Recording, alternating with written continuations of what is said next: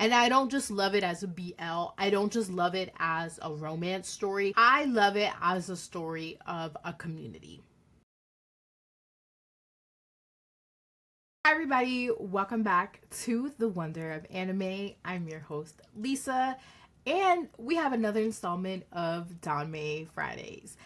I am so excited to be talking about the series that I'm talking about today because I really love it. It brings me so much joy, and I have like a little cool history with it, and it's such a good story. Initially, I had wanted to do like a more scripted, put together video, and I just like anytime that I thought about the story, I had so many feelings and so many like emotions and things that I wanted to say.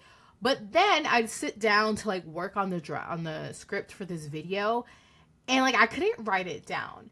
And I realized like this is a story I didn't read for content. I didn't read for like, oh, I'm going into this with the thought of like reviewing it to talk about it.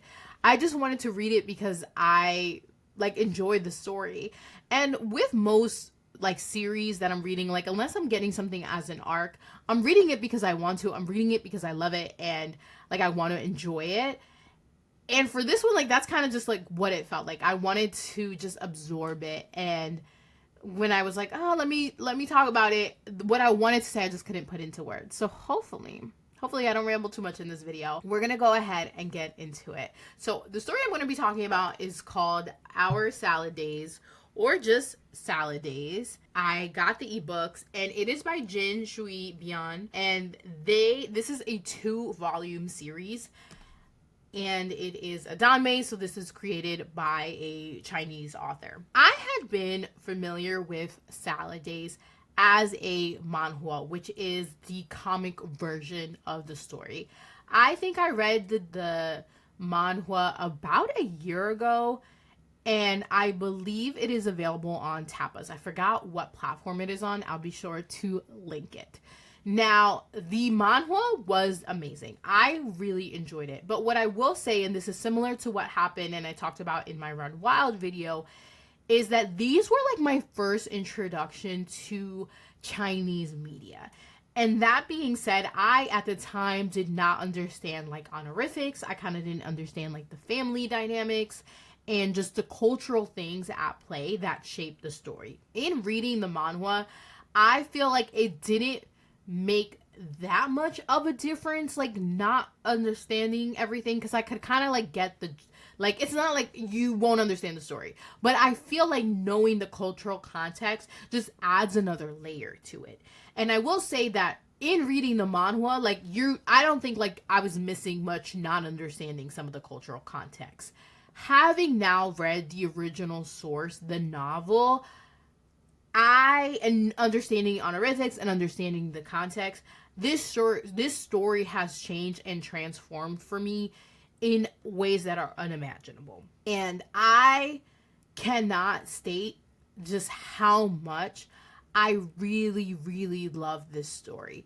And I don't just love it as a BL. I don't just love it as a romance story. I love it as a story of a community. So before I actually get into the story itself, I obtained both of the volumes of the ebooks, volume 1 and 2, through Via Lacti, which is a danmei like store. They are a publisher. I think they're based out of Canada, and they have physical and ebooks as well.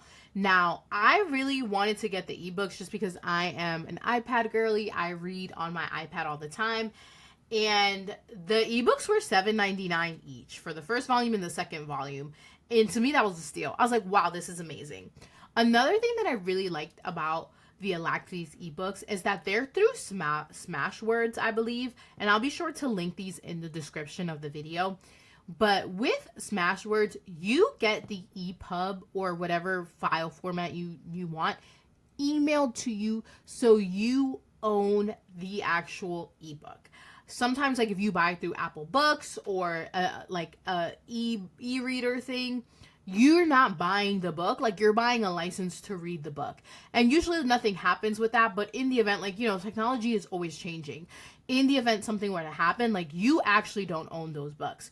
With these books being on Smashwords, If something happens, I own these books. I have them on my computer, I have them on my phone, I have them on my iPad, I have them backed up on my email. Like, I have these books forever, as long as I can access the file. And I really like that because I like owning stuff.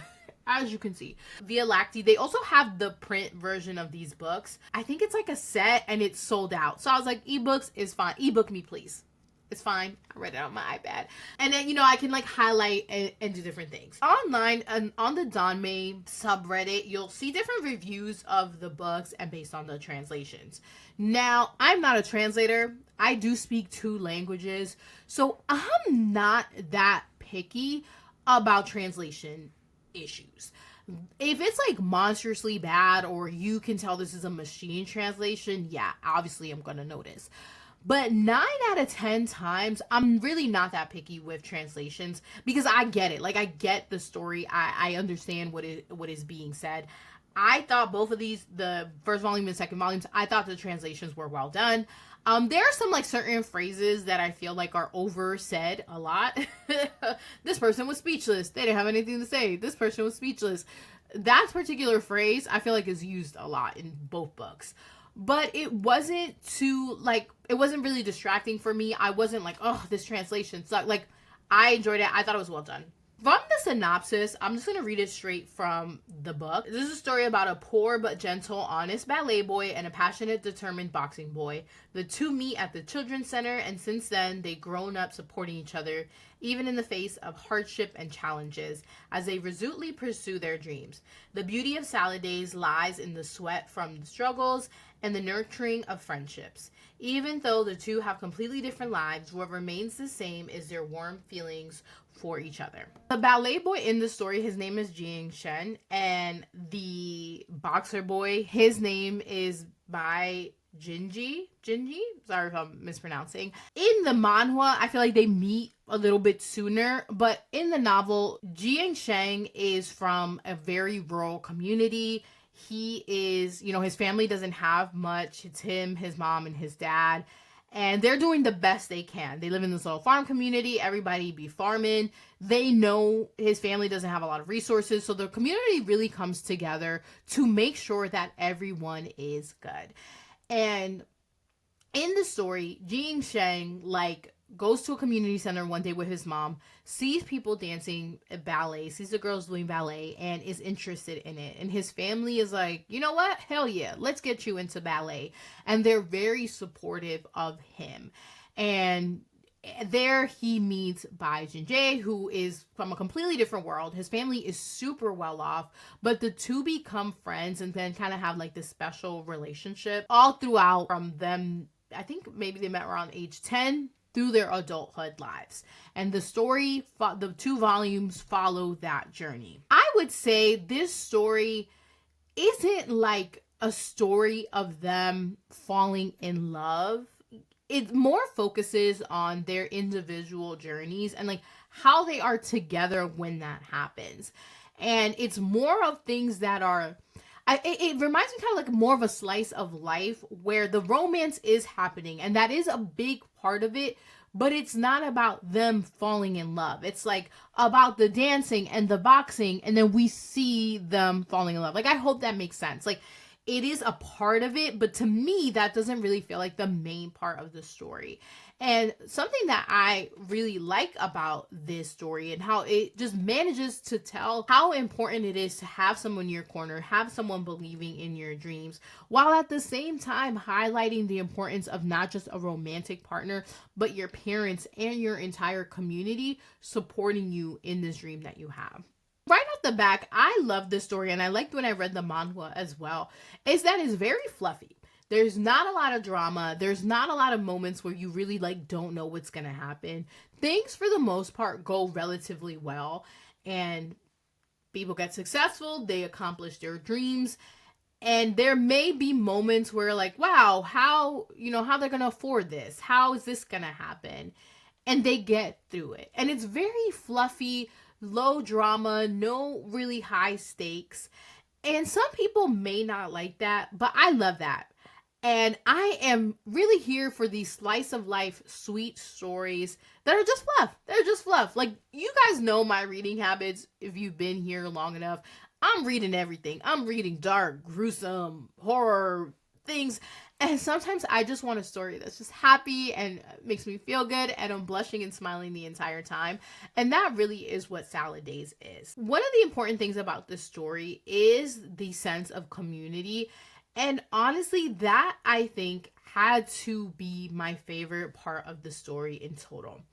And this is something that I feel like I have an innate understanding because I am of Dominican descent. My family is from very rural areas in the Dominican Republic. So a lot of Jin Sheng's life, being from a rural community, not having a lot of money, is things that I have witnessed, sometimes experienced firsthand or secondhand through like other family members and things like that. I think the novel does a great job of really highlighting this rural life and how communities come together when they believe in someone and when they believe in the powers of their dreams. Like I said, Jin Shen's family doesn't have a lot of money, but he has friends, and his friends are in better financial situations than his parents. And they really come through as a community to make sure Jin Sheng has what he needs in order to go and do this ballet thing. One of the families lends his parents their plow machine so that they're able to plant and grow the crops that they eventually end up selling. The one family, they maybe the same family or maybe another family, they have more money, they have more access to food, so they send over meats, they send over eggs and things that are nutritious that Jin Sheng needs to consume in order to like grow and be good and like have the fortitude to do this rigorous ballet.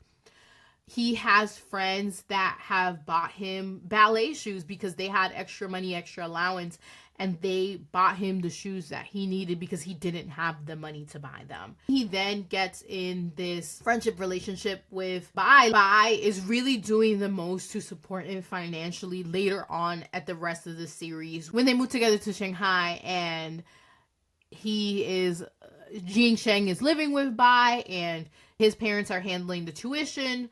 Jin Sheng does what he can. Like, it's really this community effort. And as someone, like I said, I'm a child of immigrants, being from communities like that where everyone pulls their resources together to help someone, it was just incredible for me to see. And a lot of times Danmei BL media is just reduced to, oh, the love story, the top, the bottom, and you guys know I don't really talk about BL in that way. But overall, like, for a story to be so well-rounded and to have so many like good elements of life in just one package, I thought was just incredibly done. And it really stuck with me. I think I read this in like 2-3 days because I was just like, oh no, I knew what was gonna happen, but just this version of it with all of these details and really in depth how hard the community came together for Jin Sheng was just so heartwarming. And I don't know, it just feels a way in my heart that's a little bit hard to describe because it's something that I've witnessed firsthand. And if people don't have experience with that, like, it might seem a little bit weird. It might seem like, why is this other family doing all this for them? And it's just like everyone believed in the power of Jin Sheng's dreams, and when they saw him dancing, they knew he could make something for himself out of everything. Like I said, the romance is a part, you know, it is a BL, it is a romance story, and it is something that just happens so naturally where it's not a lot of times, you know, like they're not having a conversation of like, I like you, you like me. It's more like, we don't need to say anything. Like, we know, everybody knows, we know we're together. I think as the boys age and like once they are, I think of age and they're like adults, then it becomes clear, like, oh, hey, we're together, we're kissing and we're doing relationship things. Like, that doesn't happen until the second volume. It's very minimal, but it is very well done. I thought the progression was very appropriate on how that happened, especially because in their teen years, they show love very differently. Like, the love isn't like physical. It's very like, I'm here for you. I'm supporting you in your dreams. I'm supporting you at you doing your boxing thing. You have to go to America and do this. You're supporting me in my ballet. And just really, I thought that was such a beautiful way to depict love and to depict that support. And really, I think how amazing it is when someone does believe in you, someone does believe in their love pushes you through. And it's very clear that both of them are so motivated by the other one, and they really think highly of each other. They think highly of each other's talents and admire that. And that then drives them forward in their support of each other and in their respective sports that they're doing. Overall, this story is so beautiful. I definitely will reread it. I have gone back and reread certain sections of it because it just makes me feel so good. It makes me feel like you just drank, like you're so cold and you just drank a warm drink, and your entire body, like you feel it warming up from the top of your head to the tip of your toes.